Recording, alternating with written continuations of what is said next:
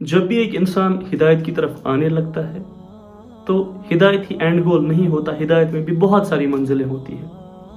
سب سے پہلے تو انسان قائم کرتا ہے نمازیں اور جھوٹ سے توبہ کرتا ہے، فحاشی سے توبہ کرتا ہے، تو وہ تو ہدایت کی سیڑھی پہ چڑھ گیا۔ ابھی اس کو بہت ساری منزلیں طے کرنی ہیں، ابھی اس کو اپنے نفس میں بہت ساری تبدیلیاں لانی ہیں، ابھی اس کو اپنے قلب میں بہت ساری تبدیلیاں لانی ہیں، کیونکہ یہ چیزیں طے کرتا ہے انسان، ہدایت طے کرتا ہے انسان منزل بمنزل۔ تو دوسری منزل پہنچنے سے پہلے کچھ امتحان آئیں گے اس شخص کو۔ سب سے پہلے یہ امتحان ہوگا کہ کیا یہ شکر گزاری کرتا ہے۔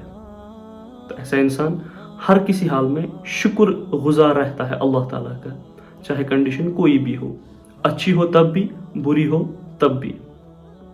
دوسرا، یہ انسان دیکھتا ہے کہ اللہ تعالیٰ نے تو مجھے بہت ساری چیزیں عنایت کی ہیں، اگر اس کے پاس ساری چیزیں نہ بھی ہوں۔ فار ایگزامپل، اگر کسی کے پاس گاڑی نہ ہو، بائک ہو یا پیدل ہو وہ، تو وہ اب یہ نہیں دیکھتا کہ اللہ تعالیٰ نے مجھے گاڑی کیوں نہیں دی، بلکہ وہ یہ دیکھتا ہے کہ اللہ تعالیٰ نے تو مجھے پیر دیے۔ اس شخص کو تو دیکھو، اس کے پاس تو پیر بھی نہیں چلنے کے لیے۔ تو اب یہ ان چیزوں پہ تدبر کرنے لگ جائے گا اور سیلف انڈرسٹینڈنگ اس انسان میں آ جائے گی، یعنی کہ مجھ میں کیا خامیاں ہیں، مجھ میں اپنے اندر ڈوب کر پا جا سراغ زندگی، یہ اب خود میں ڈھونڈنے لگ جائے گا اپنی خرابیوں کو۔ تو جب یہ سٹیج انسان پہ آئے تو سمجھ لینا چاہیے کہ ایک امتحان ہے، اور اس امتحان میں مجھے ثابت قدم رہنا ہے تاکہ میں ہدایت کی اگلی منزل چڑھ سکوں۔ ہدایت کی اگلی منزل بہت ہی قریب ہوتی ہے، اور ایک شیطان اور نفس انسان کو دھوکے میں ڈال دیتا ہے۔ وہ دھوکہ کیا ہوتا ہے؟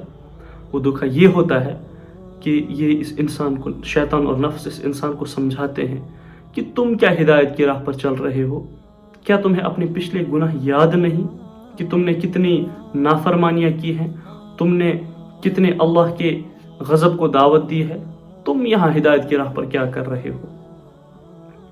اس کنڈیشن سے نکلنے کے لیے دو چیزیں مسٹ ہیں، ایک ہے علم، دوسرا ہے صحبت اچھے لوگوں کی، کیونکہ علم ہی اس کو بتائے گا کہ اللہ کتنا غفور الرحیم ہے، اور جب سنسیئرلی انسان اللہ کی بارگاہ میں توبہ کرتا ہے تو اللہ تعالیٰ اسی دم سارے گناہ معاف کرتے ہیں، بلکہ معافی نہیں کرتے، ان گناہوں کو نیکیوں میں بھی بدل دیتے ہیں۔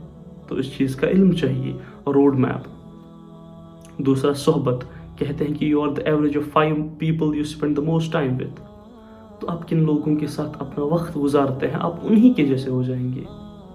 تو صحبت بھی بہت ہی امپورٹنٹ رول پلے کرتی ہے ہدایت کی منزلوں کو طے کرنے میں۔